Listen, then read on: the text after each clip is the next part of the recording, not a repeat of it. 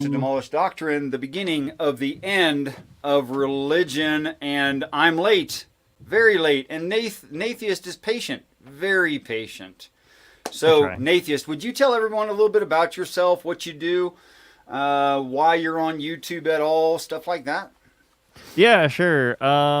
So I schmooze around, you know. I'm in comment sections throughout all the theistic and atheistic channels. I'm pretty opinionated on there, but it's just kind of goes with the territory. Um, my Good. big thing lately has been to try to demolish tribalism and to learn as much as I can about differing opinions and to, kind of come to an agreement of disagreement kind of deal, Like I feel like it's just much more educational to like learn about things that you don't necessarily believe in because it can help you grow as a person and understand other perspectives. Cool. All right. Well, you may have noticed I call my channel Demolish Doctrine, which doctrine is tribalism. Okay. So I'm on the same mission. We might get along quite well. Who knows? Hope Sweet. to have All some right. spice. No dumpster fires, but I hope to have some spice.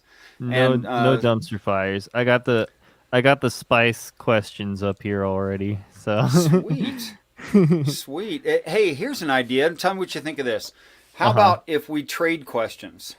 Like, Trade you can question. go first since you got something written down, and then I Okay. could ask you something until that's thoroughly understood, Mhm. and we could just go back because I'm trying to get to know you. Exactly. Like I don't feel like we can have like a real discussion if we don't understand each other's like understanding of the world, because like we're just gonna sit here and straw man all of you dang atheists, all of you dang theists. It's just like anytime a conversation starts like that, you already know it's gone off the rails. True, true, So it's better to true. like understand each other. So I guess my first question is what do you believe in? I'm assuming you're a theist of some sort. That's all I know about you. I think that's not an assumption. I think that's true. But my definition of theism may be very different than you have heard of before. I've not run into Cool. someone who professes what I profess. So let me give you a definition of God, which I can show in the Bible. It's a little tedious, but if you want to, I could show it to you. Okay. Um, where it says that Yod He Vav He is the God, and that God is spirit generally, and then it Huh. defines what it means by spirits. And it doesn't mean any kind of woo, none whatsoever. In fact, I think all of us can admit that we know that these things exist in reality in some way or another. And those are wisdom, knowledge, counsel, understanding, fear, power, and let's see, I have to do them faster. Um, wisdom, knowledge, counsel, understanding, fear, power, conservation. Yep, that's all of them.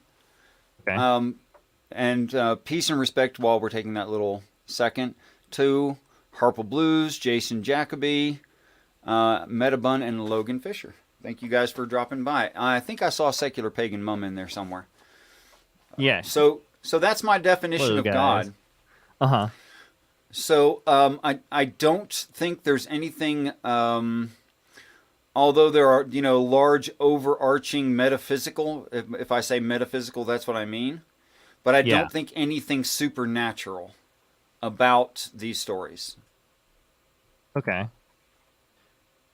All right, I'm taking notes, so like if you can hear my keyboard chattering, I I greatly can't. apologize. Okay, No, perfect. See, this it would this be fine if you microphone needed. This microphone does the trick. That's what I'm talking about. Okay. So you say that God is not a woo idea. So that's Right. cool. No woo required. um and your definition of God is not definitely not conventional. Do you believe that God is a creator? Well, that's a harder question than someone might normally think. Okay. Um, Peace Huh? and respect, Math Pig. I'm not stealing your viewers. We don't even have the same viewers. I mean, much of them. Um, Uh-oh. he'll live with it. He's You're done it to me sharing before. viewers. It's okay. Yeah, Sharing is caring. yeah. Let me go ahead and shill Math Pig's channel. Math Pig is a great guy, great channel, really bright, free thinker. Um, Cool. Peace and respect, my darkened understanding. Okay, so if I understood your question correctly, and if I say something stupid at any time, go ahead and interrupt me. I'm more than open to that. I don't have this big pride problem that you often see. In fact, I'd like you to repeat the question. Is God a creator? Is God a creator? Okay, God a set of moral imperatives to run a society, does make demands, including demanding that there are beings that create. Just like if you're a humanitarian and you organize humanitarians, you're going to have a list of things they should do as humanitarians. Does that make sense? So he demands creation. So is Yes. it like, so you don't think that he like created it as in like a buildy build sense? It's more like he commanded it into existence kind of deal? Oh, interesting. No, no magic. That No angels are man. physical beings Okay. acting on reality, and like humanitarianism, they are Yahwists. They believe in Yahweh, the seven principles, and they run their society by those seven principles, which demands they do certain things because there's a goal, which is prospering mankind throughout the universe. So there's an ought with that idea. Well, then you ought to make habitations where they can live. You ought to provide, food and water on that habitation. You ought to leave them alone for a while. You ought to elevate them into heaven. There's lots of oughts. Ah, so the angels created everything and God commanded the angels to create everything. Right. But the Which is angels are why you always physical find, beings. So where right, do the which is angels why live? they live in the physical heaven, and they There's a eat food, physical and heaven. they eat food, they wipe their butts, they have sex, they're very human, if you will. Is that like kind of how you got like, because I know in like the Old Testament there's all these controversial verses about angels having sex with people and creating angel people hybrids. Is it kind of like that but without the people? It's just they're chilling in their own little physical heaven. Yeah, we're Um, genetically close enough that we can intermingle and reproduce. That's how close we are to angel. have you ever seen an angel? I've never physically seen one. I'm working on my views. I'm talking about my views and what I think is true that's yet unproven. Ah, okay. So yeah, that's definitely. So you can't prove that angels are physical beings. Like, okay, Right. so if they're okay, so let's go back into this more because I don't want to like uh go into it yet. So you're saying that angels live in a physical heaven. Where is the physical heaven? Is it in this same universe, or is there like a second like twin universe that's like chilling next to it? Like, Well, I think an object could be very large, medium speed moving, and creating light. But if it's far enough away behind something else, far enough away or behind something else, we simply can't see it. And our chances of okay. seeing things, the further away they are, the less chance we have of seeing them. So I'm not saying that multiverse is impossible. I'm just saying it's unnecessary complexity for this. Okay, so they're out there somewhere. They're like Somewhere. aliens. They're No, out they're there. literally physically aliens. They're alien. So angels are aliens. Okay, I'm Sure. writing In that one fact, you can. down. I've taken some Christians off guard and asked them if angels act on reality, if they eat food, if they can physically touch another person, possibly reproduce with a human being, Hmm. um, and if they're intelligent, and if they've ever lived here en masse for any length of time. And of course, the answers to those are yes, they have physicality, and no, they don't live here. Well, what would you call a physical thing that doesn't live here? Alien. You There see? you go. It's right there in the story. There's really no denying it. How did they get here? Like, what? How do they travel like faster than the speed of light or whatever to get here? Do they have interstellar travel? Do they have spaceships? Point. I want an angel spaceship. Like, where can I get one? Well, there's smaller spaceships, but they only describe the. I mean, there's probably all kinds of shuttlecraft and what have you, but the universal description of what heaven looks like upon descending from an underbelly view would be this icon. This is pretty much heaven descending. And that gray coin right there represents the moon. If this were a better, higher resolution picture, you could tell that it is the moon.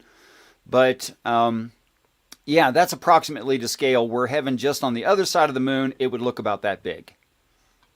Okay, so that's a picture of what heaven looks like.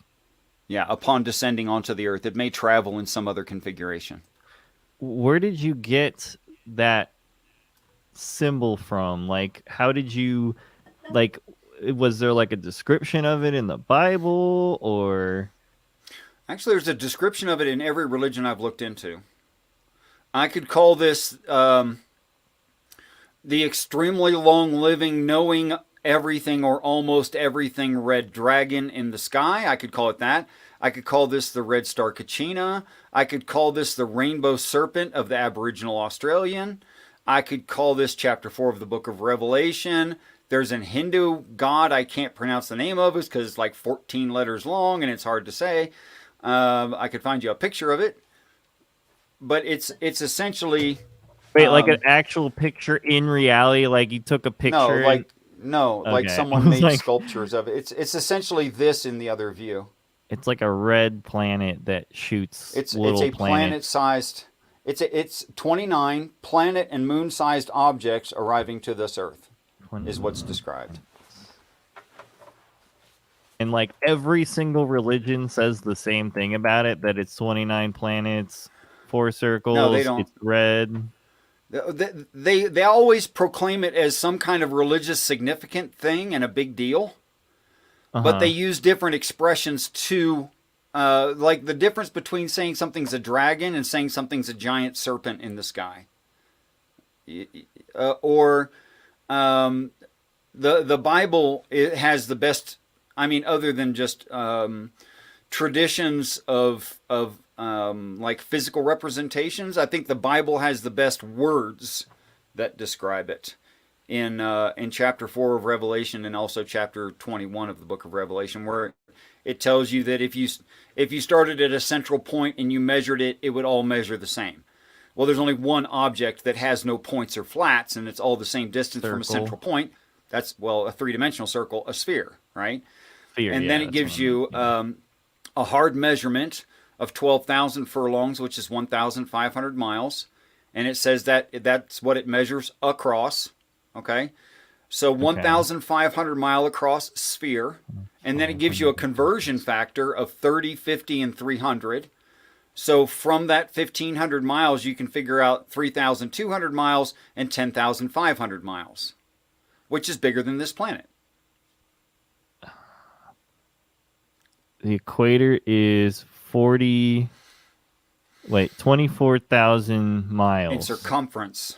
Divide that by 3.14, and you'll get the width of the Earth, which is 8,000 something. I can't recall right now. Earth width. I'm just looking it all up. Width. Says, you're giving me in kilometers. I need it in America units. I'm stupid. Come on. It doesn't say. Okay, whatever. I'll take your word for it. So if it said 24, you just divide that by 3.14. 5, blah blah blah. Okay, that makes sense. Yeah. Divide by pi, and you get the width. Divided by 3 is 8. So yeah. You can extrapolate from there. Okay, so I got another question. So you said it looks like a dragon or like a serpent. Like, is it because it has like tentacles coming out of it? Because It looks Yeah. like tentacles, like on your pictures, or is that supposed to Those are represent supposed like to its represent orbit? wings. Oh, I'm sorry. They just look like tentacles to me. I I'm did just a not bad mean to. artist. I mean, I know I'm a bad artist. No, it's Yeah, okay. It's if okay. Okay, this I see how they could be wings. wings coming in here, yeah, Oh, yeah, I see how they look kind those of are the like wings wings. of the seraphim under the throne. Is how it's expressed verbally in other parts of the Bible, and like Old Testament and stuff. Okay. So that's heaven, right? Or is that the angels' heaven? Well, both. We get one of these little round ones, one of the tiny Uh-huh. ones, 1,500 miles across, The little bitty which, ones, okay. yeah, the little bitty ones. It's only 1,500 miles across, which is bigger than than 80% of movie motherships. By the way, it's a lot bigger than that. Mhm. Classically, most things.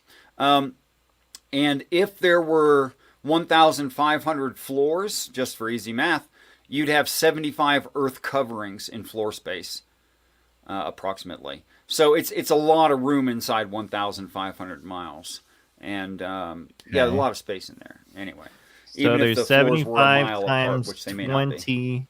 So there's 75 times 29 Earth spaces for dead people. Oh, don't know about the dead part. It doesn't say anything about people being dead there. Okay, like people die. So I'm saying like people who die on Earth go to this thing, right? The 29 planets. Can Or be I should say probably cloned into it. Yeah, cloned into it. So does the clone have your consciousness? Does it get like lovely. transported to the clone? Okay, so apparently there is at least mental storage of each individual person, and that mental storage is, I don't know how to say it, downloaded into that person when they're old enough. Have you It ever looks played like the maybe game some kind of rite Soma? of passage. I don't know what that Have you ever means. played the game Soma? It sounds exactly like Soma. So the problem is that Soma presents an issue with this idea that if your consciousness is copied, then Mm-hmm. you are still separate from your consciousness. So like if you die, that means you're dead and just a copy of Sure. you is somewhere else. So I don't think the clone would mind. but the clone isn't you, so you just be dead. Yes, that's right. Your flesh will have been dead. Yeah. So you're so essentially what you're saying is like when I die, everything will just go black, whatever. But then I'll have a Of clone of me course. somewhere else. Yes, that clone would perceive itself as basically you. Right, but it wouldn't be me. It would be a clone of me. It's literally physically not you. Right. Except if those that live into end times and ascend flesh and all, they would have a Uh-huh. continuous experience. Okay. I mean, aligned with time, not an interrupted time space experience. Right, right. Okay. So like then my next question would be like what's the point? Is the goal of life essentially to get your clone to the 29 planet heavens? Is that the goal of life? Not right now. Not for us. Because okay, so I guess what I'm trying to get to is like, so you have like most, I don't want to say religion because you're not a religious person as you say, but most people like associate theism with like having some kind of external moral system, right? So my question to you is, what does having a heaven clone on the 29 planets um for you, like what does that benefit you if you follow said moral system? Is there a moral system? Can you just do anything you want in your system? I'm so confused, as you can see. Okay. Let me start at the beginning of that. Okay. Although there's a lot to unpack there, Okay, and I I'm think taking that alone notes. was about a 5 hour talk. It's okay, we can get to We'll like, try to just tackle give me the some of it. basics. I just, Sure. just the gist.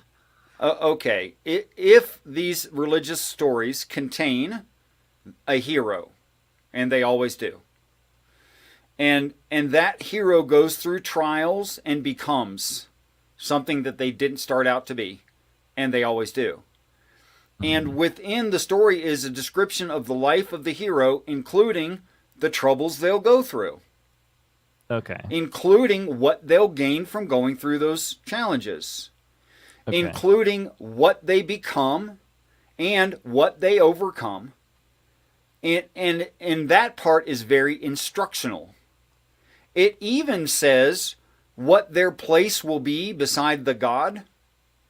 In that elevated state, call it heaven, call Okay. it Summerland, call it what you like, call it Valhalla, and what their space will be. Okay, so all in all, it's instructional, giving warnings and promises for a certain set of demands if they're accomplished. Now, it makes no sense to write an instructional manual or manual like that to someone who can't do it, because it's a waste of time to write it in the first place. And it's always the case that the hero does it and no one but the hero does it. This makes, in the case of the Bible, Jesus Christ the intended reader, not whomever. St. Tommy is not the intended, you are not the intended reader. So when it makes demands of the reader, it is not talking to the person, to any general person who happens to pick it up. And that's why in the story it includes conversation to a large mass of people, which says, look, just follow like these two things. Be good to God, be good to your fellow man. Everything will work out and you're under grace. Because you're stupid. You don't know what's going on and I'm not telling you. All right? But to the intended reader, there's all these 613 laws, these promises of being seated at his right hand in a throne, all this, heaven will be named after him. I mean, big claims, okay?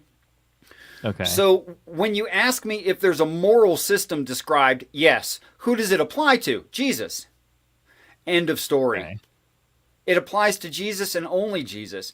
Everyone else can feel free to try as well as they like, as hard as they like. They will fail because they're not Jesus. Okay. But they're not asked to even try. Okay. So by your moral system, I can just do whatever I want and just, Of course, it and doesn't you will. matter. Like, I don't matter is what you're trying to say. No, it's not that you don't matter. You're not being asked of anything. Nothing's being asked of you. Oh, okay. So it's And just besides, kind of you're like, going to do whatever you think is right. right. Okay. Okay.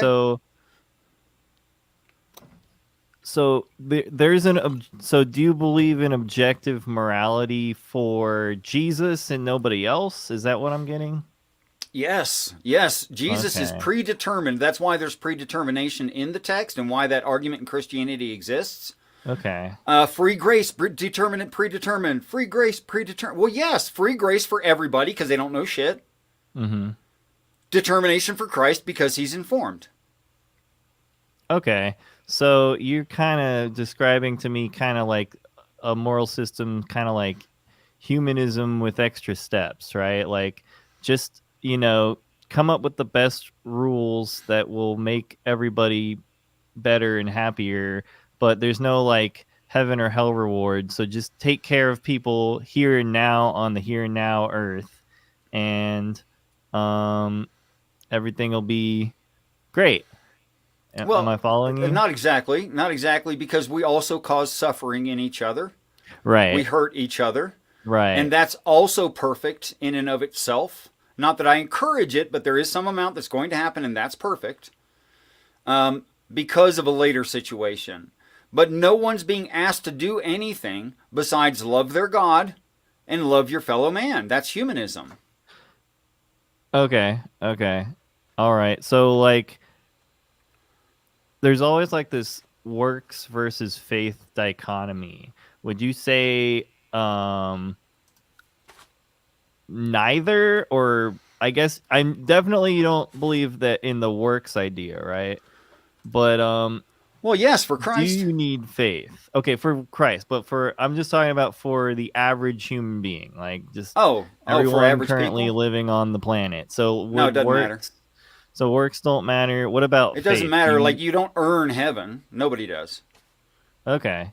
So what about faith? Do you require faith to get to this heaven, or does everybody go to heaven? It's just like you die, you get cloned, you go to this planet, and then you're good. Well, there's two situations. People who ascend body and all because they're there for end times. There's going to be some population like that. And then there's people who died of the past, and they are what you just described. And the only way that it could be moral, if once they're there and they know who they are, and they're given that rite of passage into their adulthood, that they have to be able to know the people around them, their relatives also, and have the option of suicide, or else it would be immoral. Then they'd be forced, and forcing someone's not right. So they would have to have the option of suicide. Of course, having flesh, you could kill yourself. And there's probably some small percentage of people who will be in heaven and will not like the thing and decide to either strike out on their own or end their own lives, whatever they might decide. But that has to be opted. That have to be viable options for them, or else it's unjust. So I forget the original question. I only remember So that one point. are you saying that you can die in heaven? Of course. So when you die in heaven, where do you go? You go to super heaven? What do you mean That was a go bad to joke. go? What do you mean go? When people are dead, they're dead, bro. Okay, I follow you. Sorry, that was a bad joke. That was a Yeah, no, it's reference fine. It's something. fine. Yeah, it goes to mega heaven, and then you go to mega ultra heaven. If Mega if you kill ultra yourself heaven. and what's beyond that? Well, mega ultra bonus heaven, of course. Bonus heaven. Sure.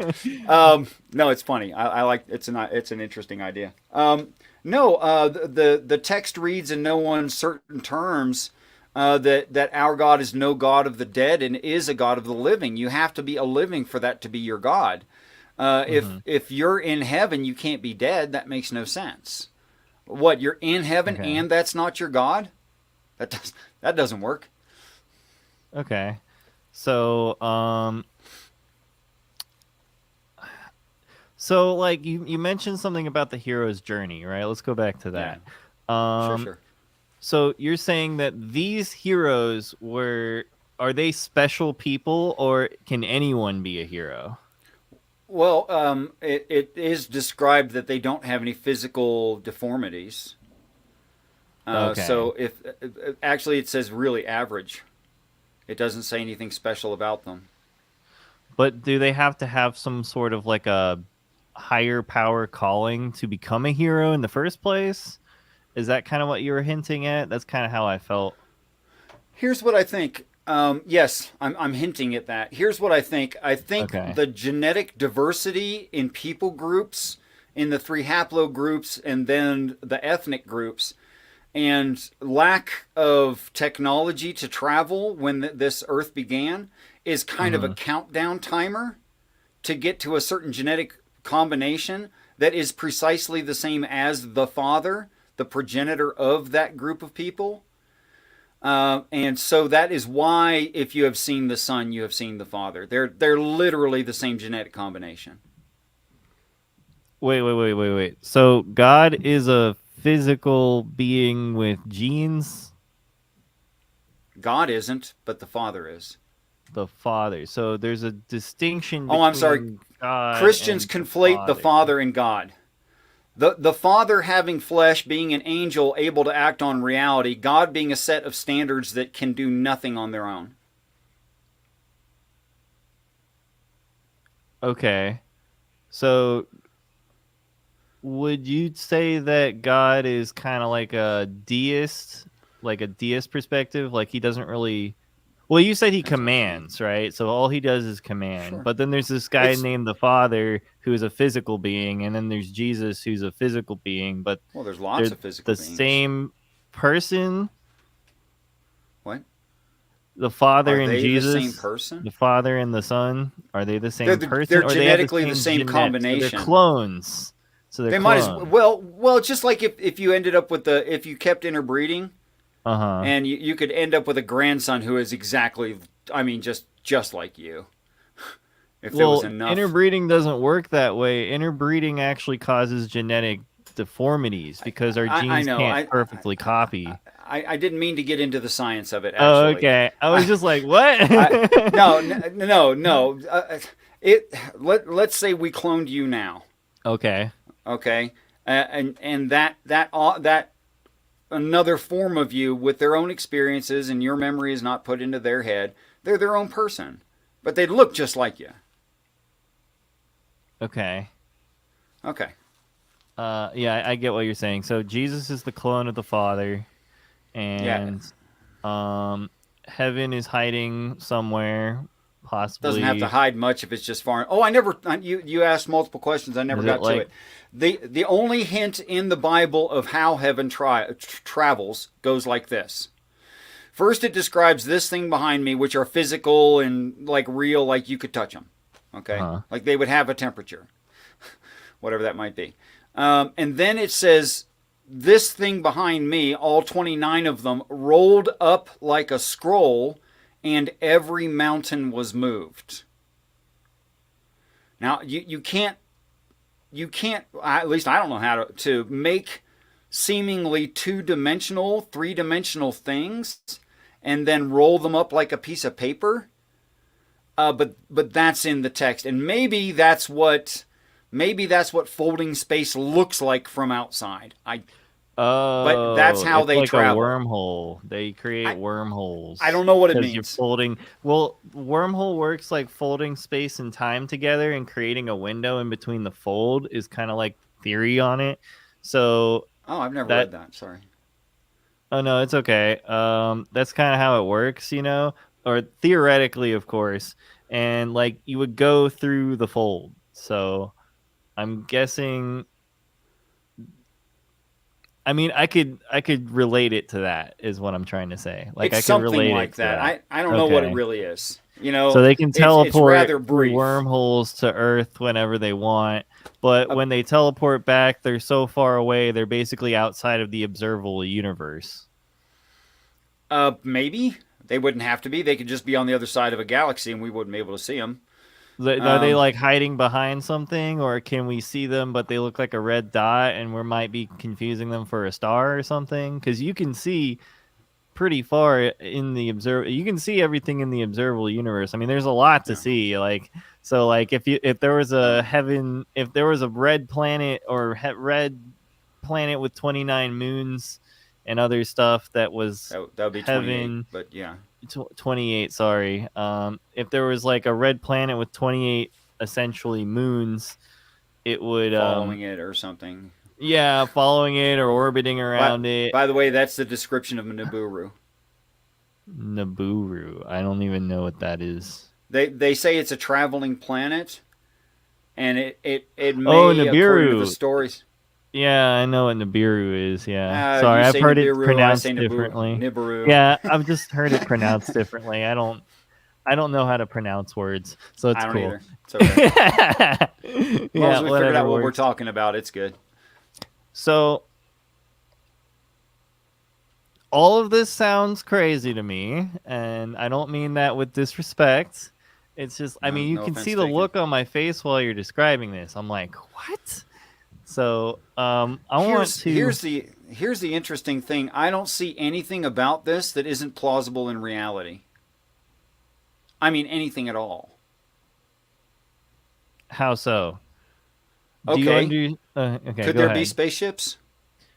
Yeah, Could there be human beings on the spaceships? yeah. Could they be from a very, very, very, very, very, very ancient society? Maybe millions or even billions of years old? Is that possible? It's possible. Could they come here if they're able to travel between galaxies? Yeah, if they're able to. Yeah, if I mean, they wormhole describe it theory is correct, then or something like it. I don't even yeah. know if it's correct. Okay. If they're physical beings who don't live here able to come here, they would have to be something about like a Kardashev 3 or Kardashev Class 4 civilization in order to have that Okay. kind of technology. In which case, Mega could they advanced. terraform a planet? Could they terraform a planet? Yeah, like put stuff here. I mean, sure. I don't know the science. I only understand like the theoretical science behind terraforming, but Yeah, it's yeah. possible. I mean, they describe that they dump a bunch of air here, and then they dump a bunch of water here, and then they put simple plants, and then they leave, then they come Mm-hmm. back, put some more complex plant life, simple animal life, then they leave, then they come back, then they put more complicated plant and animals, including flowers, flowering and fruiting plants, and more complicated animals, then they leave, then they come back, and finally it gets to us here, some So 50 to 200,000 years ago, whatever it was. So you don't believe in evolution, you just believe that Sure. they kind of just kept adding more stuff. Well, here's what's interesting. They say they Like stole the stuff that they brought here they stole it. Where'd they steal it from? from their, I could say, home planet, but it's actually a planet that belongs to a different species of animal, another evolved species, Ah, okay. and everything developed there quite naturally. And then they took samples of all the stuff, and they use that stuff, and then they recover some of that stuff off the planet when they destroy this one, and Hmm. they go and they do it again. They seed another planet somewhere else. Peace and respect, faithful. Okay, so this is like the whole alien seeding Oh, there's hypothesis. Ox. Hi, Ox. Sorry. So Yeah, it's it's directed panspermia is what I think the stories are describing. Yes. directed panspermia, right, right.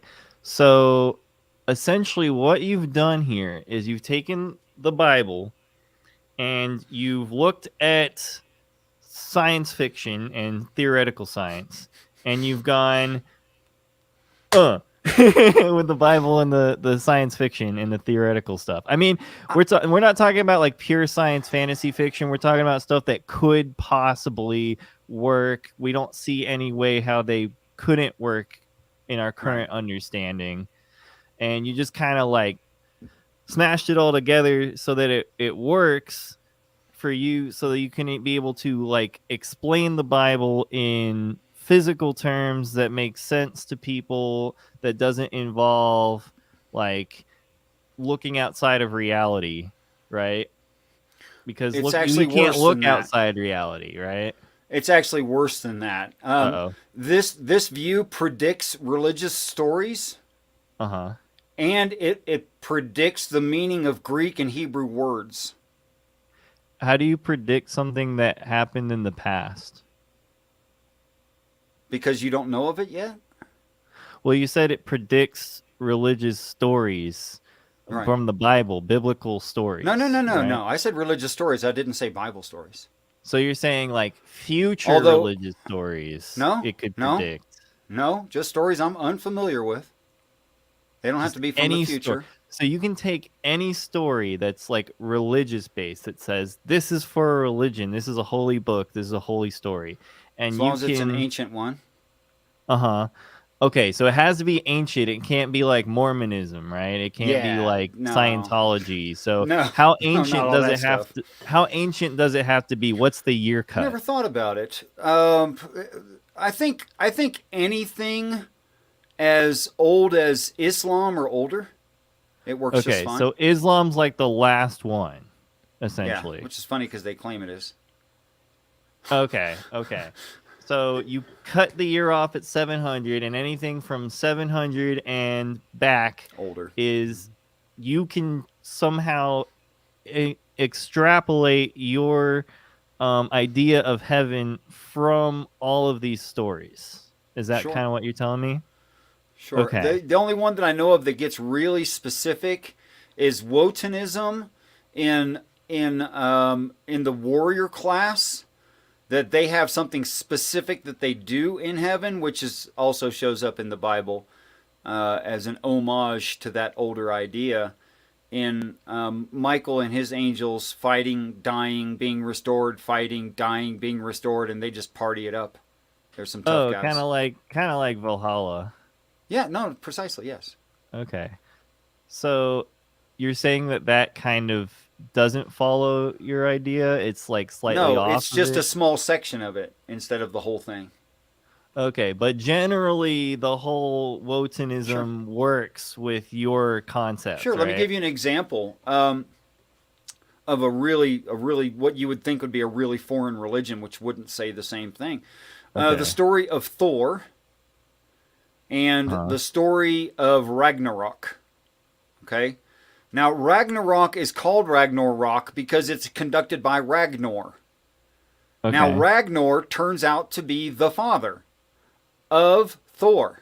Not like the comics say, where it's Odin who's his dad. No, that's wrong. It's Ragnar. So the father is Okay. already in Valhalla. He conducts end times, and he has his son in end times for the conducting of it. This is the same thing the Bible says. So it seems to me like you've kind of taken this archetype of the hero's journey and Mm. applied it to every religion 700 and behind. Because that's kind of, and but then like you've taken the Bible and you've extrapolated it onto every single religion from 700 and behind. So because it has to be from 700 and behind, why do you say that this predicts when these things all were made in the past? This has nothing. A prediction is something that happens in the future, right? What do I you want think me to what you're. call it? When I'm speaking of something I don't yet know, Uh huh. it is yet knowledge to me. So that's in my future if So I you're gain that knowledge. taking your model and you're applying it to things that you're learning about and seeing patterns within it that fit your model. I'll give you a for instance. Although they were Okay. children's stories of an Aboriginal Australian tribe's Hmm. religion, one friend of mine who is a white man living in Australia read Hmm. to me 10 of those stories. It's all he could find because they don't write down their religious things. There's Hmm. not like there's no Aboriginal preachers, for instance. It's just something you grow up with in your community, you know. Hmm. So he was reading me these children's stories, which still had the key points there and in the correct order, and I was able to predict because of this understanding things that were outside of the story which I did not know. For instance, Hmm. it it it calls the place of the hero, the character that holds the placement of the hero is a white gum tree. Okay? That takes the place of the hero in some of these Okay. stories. So I said to my friend, let me guess. Aboriginal Australians use white gum tree, specifically white gum tree, to cover abrasions and sores and cuts and scrapes, and it's used for healing. And that is true, they do, which makes it Okay. a perfect representation of the healer, the hero, a white gum tree. The white. Okay, I see what you're saying. So you said that because you were able to predict that the white gum tree was used for healing, that shows evidence that your model works. In that one So, case, it does. and it's because the hero is right, because the white gum tree is shown as the hero. So you're like, okay, Sure. heroes do good things. So healing sounds good. A white tree is a tree, so it's like a good plant would be like a healing plant, whereas like a bad plant would be like poison. So I'm going to apply healing. I'm gonna guess healing No, to this. you're thinking much deeper than I had to. Okay, well Like I'm when he just trying told me the to. stories, I could see that the character who was the hero was called the White Gum Tree, which means Right. automatically the White Gum Tree has to be for healing. Okay, what if it was for nourishment? Because nourishment's also a good thing. But I guess nourishment That wouldn't would have be been weird. profound enough. It wouldn't be profound for the story, right? Like any, a fruit wouldn't make a good hero, right? Something that Right. heals your diseases would That make a would good be hero. sure. Okay.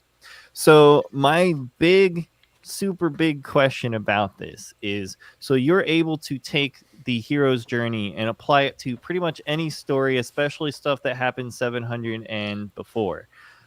Even like niche stories from tribes that were isolated, you can So apply far. this to everything, and because it works, therefore your story must have evidence that it's correct, right? So the way I'm looking at it is, when I think of the hero's journey and I think of it as a model to compare it to other stories, my thought is, well, doesn't this say something about the human mind, actually? Maybe because all of our brains are similar, the hero's journey is going to be more appealing to most of us. So when people write Sure. stories, they write them in the most appealing way possible, which tends to be the hero's journey, even in other isolated Oh, places. It's that's because we're all the same mind, we're all the same species, so we're all our minds work very similarly.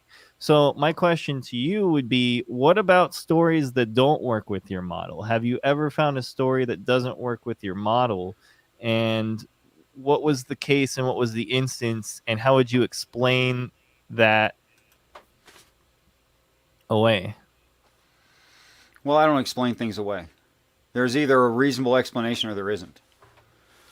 And I'm not big into logical fallacies. In fact, I do all I can to avoid them. Okay, that's cool. Okay, Right, you're like a rationalist, which is I want to would that be, okay? So but it's part of a rationalist to say that I'm not a rationalist. So there you go.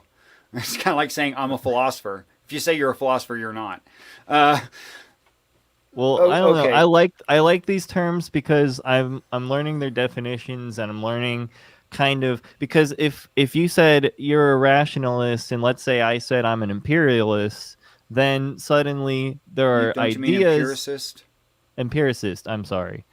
Imperialist is a whole different thing. That's a different thing. Yeah, I don't think So you let's meant say that. if I don't think I'm an empiricist myself. I think I kind of believe in kind of a duality between rationalism and empiricism. But like, to the point, like, if you're if you say, well, I'm a rationalist, and I say, well, I'm an empiricist, then we already know the divisions we're going to have when we have a discussion, right? Sure, sure, So it works out, that's why I like these kind of terms. sure. But So that's I think we're completely a sidetrack. yeah, I was just gonna say, I think we're getting off topic here. Yeah, didn't mean to. Okay, Sorry. so we're talking about the hero's journey and how the hero's journey. So I have another good question for you. So I never I'm answered the guess. last one. Oh, I'm sorry. What was the last question? I forgot. I don't know. We've gotten too far off track. I may have completely lost it. Um, I I think it was something like maybe. Um, Hmm. how consistent has this been? It's been Yeah. 100%. Okay. It's 100%. So you have never, ever, ever found a story before the year 700 That didn't that work like this. didn't work like this. I'll give you an Never, example. ever. So Yeah, what I'll is give you an okay? So example of a religion that. Go ahead. let's kind of break this down. So what are the key factors that must be present for it? Like, what are like the generalities of it, right? Because you're trying to Sure. find this pattern, correct? So what is the pattern? What's the most basic form of it? Okay, I there's can write about it down. 20 factors that have to be there, Here's and then most there's smaller factors that follow. Okay, but the 20 baseline factors probably. Um,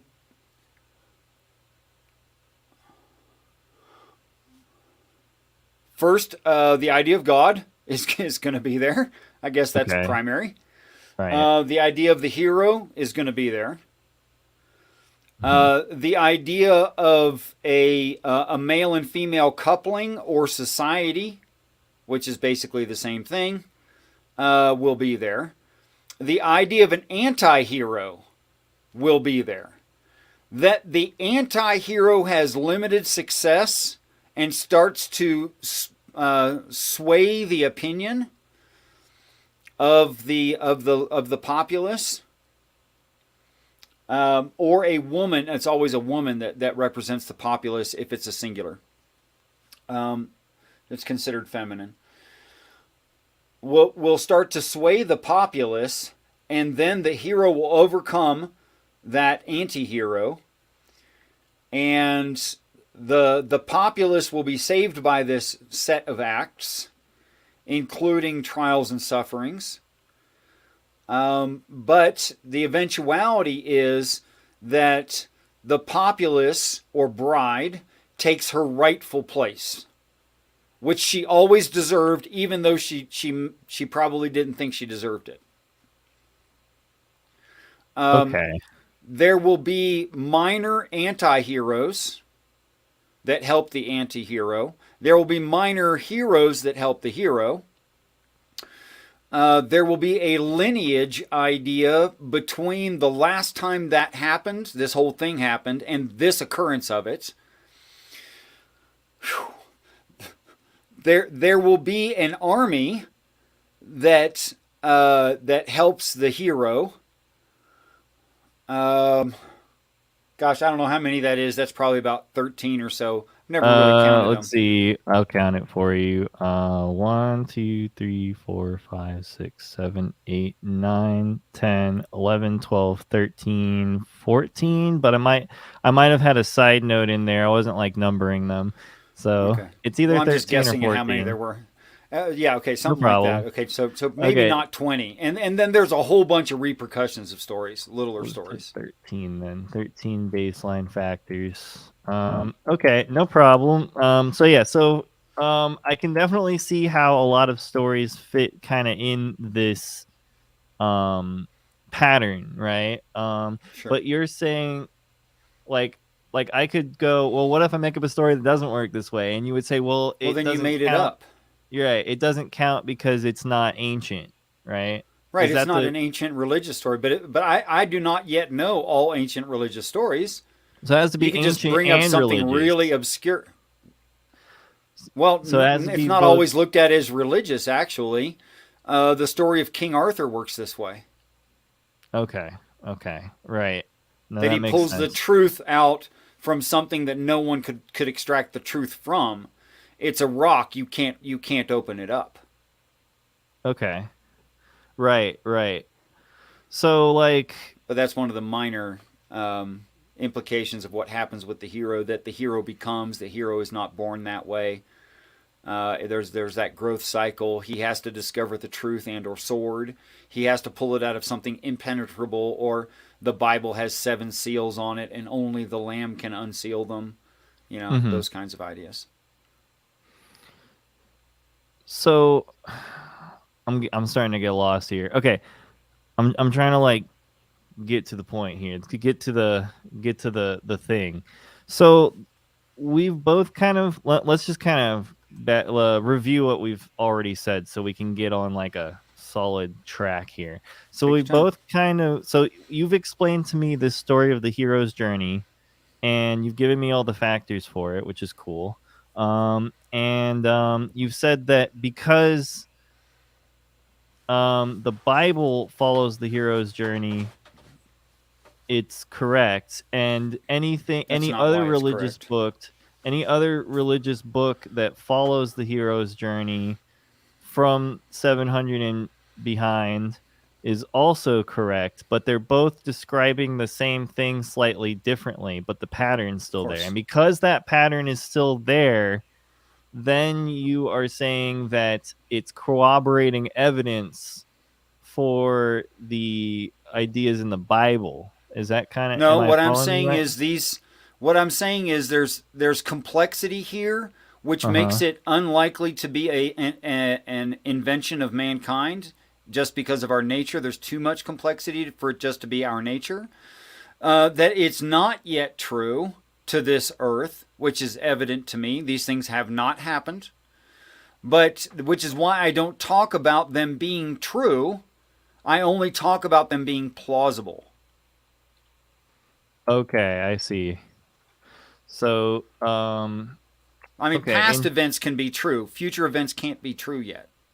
right, right, Okay. right. You're making a prediction based on all the corroborating evidence, and by evidence you mean the different holy books that all seem to point to the same thing, and that this thing is too complex for us to have written, but it's not complex enough for us to understand.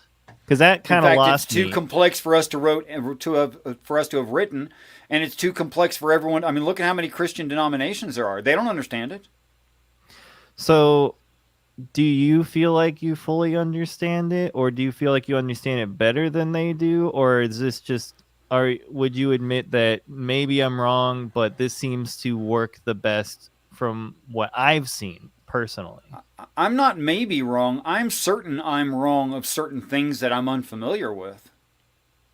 Okay, but what we were familiar with, when we're talking about the Bible, when we're talking about this idea you have of alien angels and heaven being sort of like Set of a big spaceships, a planet, like fleet. a spaceship, like a fleet of spaceships. You feel Yeah. like you are certain on that over the other Christian doctrines, right? And that Well, this let me do a corroborating one. evidence. Let me do a side by side, and I'm not avoiding. I want to get to what you just said. Uh huh. Let's do a side by side comparison. Uh, Heaven exists on an ethereal plane outside of the universe, which means it is outside of existence, which literally means does not exist. Okay, Hmm. heaven is a set of a fleet of spaceships that can come to this Earth, that is in this universe, and has physicality like any set of spaceships would. Which one seems more plausible? I mean, there's no comparing these things. So I think that does arise quite a few questions, though. Are these angels eternal beings? Because you said they essentially created. Did they create the universe, or did they only There's create no such claim that us? I find in any religion. That's a Christian claim. That they create. So, do you believe the universe has always been here? It looks like steady state universe or possibly Big Bang a really long time ago. It's kind of hard to tell Okay. from here. Okay. I feel like there's a lot of middle ground that we have, but a lot of my brain exploding at the same time. You feel me? Like, I feel Yeah, like you've it's come up okay. with a scientific explanation for the See, Bible, but that's the essentially. problem. There's an assumption you've made because it's reasonable and rational. Okay. Okay, and I'm not saying your assumption is irrational in any way. I'm not. Uh-huh. But It's when you okay. say something like which you went on several times about it and assumed it several times, and I'm just now getting to it because I'm really enjoying the conversation and the actual questions, not your assumptions. But to No address problem. one assumption that you've made is Uh-huh. I came up with. Wrong. That's Okay. wrong. Okay. I So did that's not come up okay. with. So I guess the Well, only let me explain. Let me explain what I mean by I didn't come up with because it go doesn't ahead. make sense yet. Okay. Okay. Okay. This was told to me, this way of reading was told to me in a waking dream where I, as an anti theist who did not want something like this, who did not believe any of this might even be true, was subjected to involuntarily against my will, and I found the entire thing rather unpleasant and disturbing, actually, and some parts of it downright scary. Um, when this was revealed to me, I was not unhappy. I was not depressed. I was not suicidal. I was not using hallucinogenics. I was not drunk. I was not sleep deprived. I was not food deprived. Not in any way. And I did not want this, but I can't Okay. disprove it.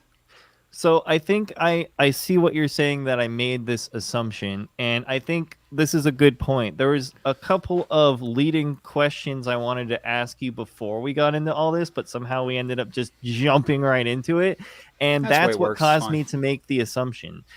It's The okay. initial questions that I wanted to ask you have to do with, like, were did you grow up with this, or did you come No. to it? So from what you're saying, you came to it because it was shown to you in a dream. Is that Yes. correct? When I was 42, as an anti theist, Okay, as an anti-theist. So I was an would anti you theist. say you were an anti-theist most of your life, or 30 um years. for 30 years? So From ages since you were 12 to 12. 42. Okay. So yeah, okay. So I started deconstructing when I was 12. I used to be a Oh, Christian. good for you. Um and I I mean, have I got out of the Roman Catholic Church with a Roman Catholic mother, and I did it in one day. nice. Yeah, The reason why it took me so long is because I was kind of stuck in the church.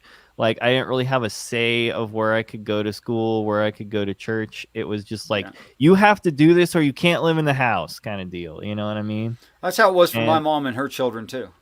right, exactly. And I mean, I've made peace with it. Me and my parents are okay, you know, like I made peace with it and they understand why I don't didn't approve of that, you know. I wasn't able to Sure. tell them until recently and it was a wonderful conversation. Oh, good. Um and so, you know, but I didn't fully admit I was an atheist until I moved out and left the church. And then I felt comfortable enough to be able to say it. You know, it's like I was stuck in a state of perpetual doubt without any of my questions being answered. So now that I am myself and run my own life and I'm Could I able to take this time to actually. congratulate you on choosing logic over other people's feelings? Oh, thank you. I don't. That's a tough row to hoe. It is tough. I actually have friends that are dealing with this exact problem. It's like, I don't want to get into the details of their lives, but like, you know, We it shouldn't. feels like they have to choose between like a relationship or an Yes, identity, right? that's right.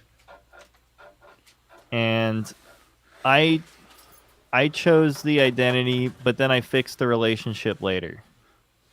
So, Okay, and that that's the was thing is very understanding and patient of you.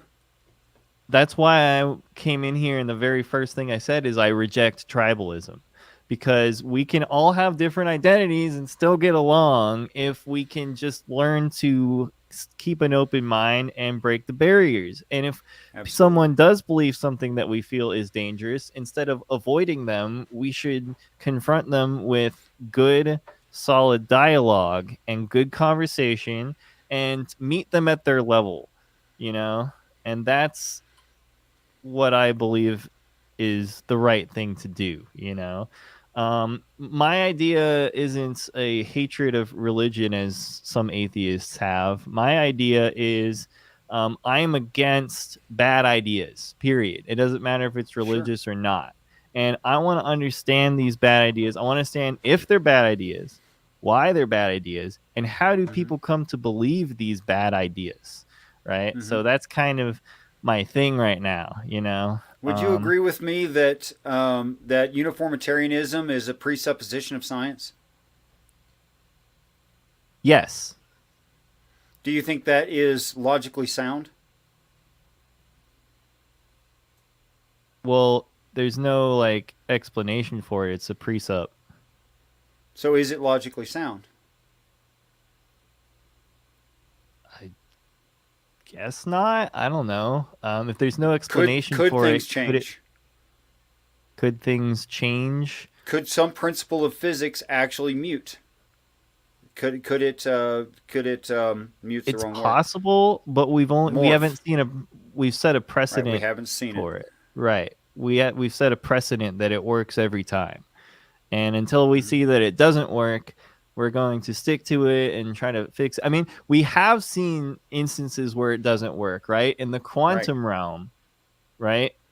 So there's a precedent for most things for physics, but then when we get to little bitty atoms and stuff, the precedent starts to break down. And that's Yeah, kind it of where doesn't work at we every scale.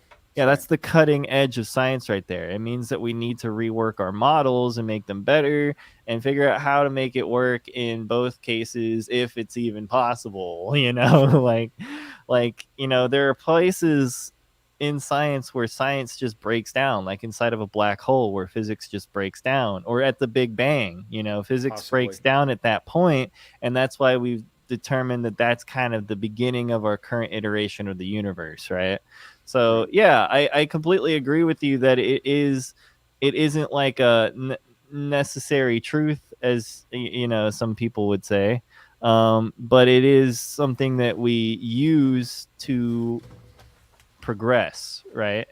Because Yeah. since we have set a precedent for it and it works like 99.99999 to the 10th power or whatever times, then we can utilize that to make progress and invent new things and come up with new advancements in technology, et cetera, Sure. blah, blah. So, yeah. And as long as those things continue to work, it's good evidence that we're seeing it correctly and we're thinking about it correctly.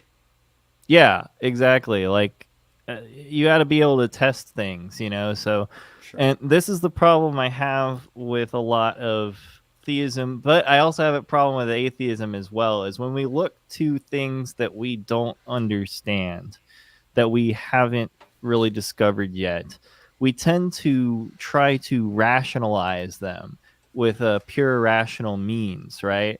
Like if there's not any empirical evidence for it, then we have to rationalize, right? But you could say the same thing about pure empiricism. I would say pure empiricism doesn't even exist because we can look at the facts, but then our brains have to interpret the facts, right?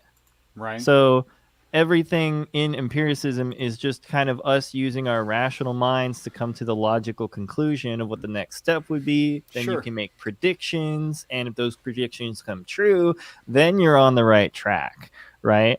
The problem I have is when people start to focus too much on rational explanations for things that we simply have no way of actually knowing, right? Well, I think Um, that's a bad idea generally.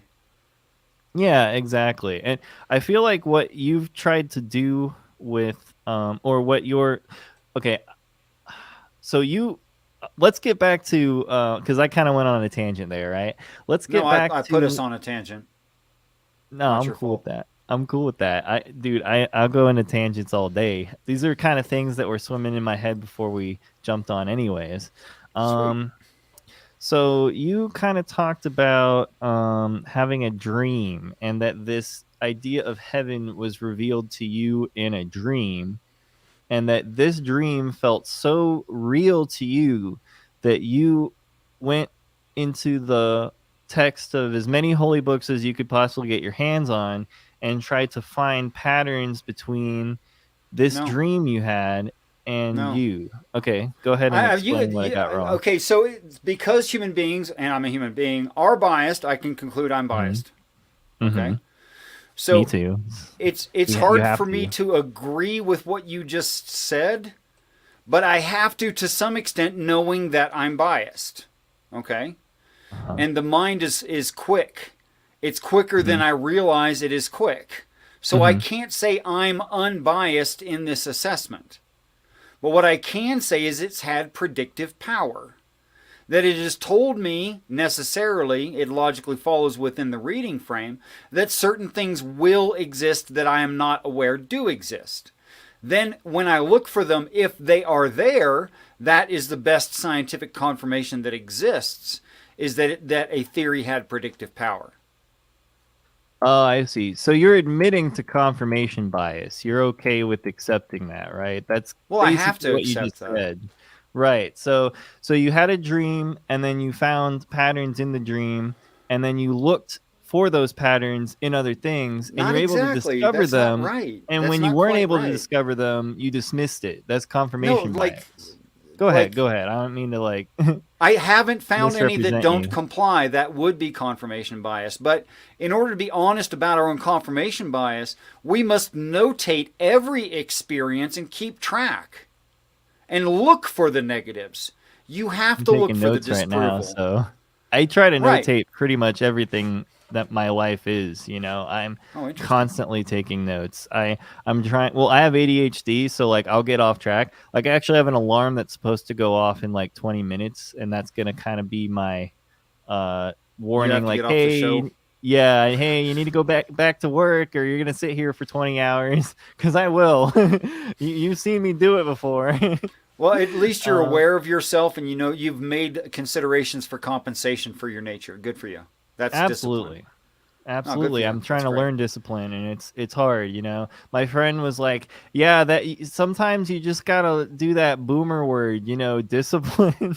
He Right. called it a boomer word. I thought that was funny. He's like a Gen Z, so he's like 5 years younger than me. I'm 29, so he's 24. Yeah. So like he was like, "Oh, that's a boomer word." Well, Discipline. it still It applies and it shouldn't makes your be. life easier. Yeah, it shouldn't be a boomer word. That should just be an everybody word. Like you need Yeah. some form of discipline, whether it's self-discipline or external discipline, to So keep your it life in would be track. more accurate if I'd said, I have a complete reading frame. Let's go disprove it. In fact, as soon as I had the reading frame, that's what I started trying to do immediately. So Okay. the dream sequence was probably in real time 3.5 minutes. Mm-hmm. Okay. And in time of perception, maybe 20 minutes. But Okay. I know that it wasn't 20 minutes. Okay. Um, and I immediately went to a computer and started looking up things I'd never cared about and had never learned because they were above high school level stuff, and I never did go to college. And I Mm-hmm. got to work when I was 19, and I got married when I was 19, and I went in the army when I was 19. And anyway, things got busy.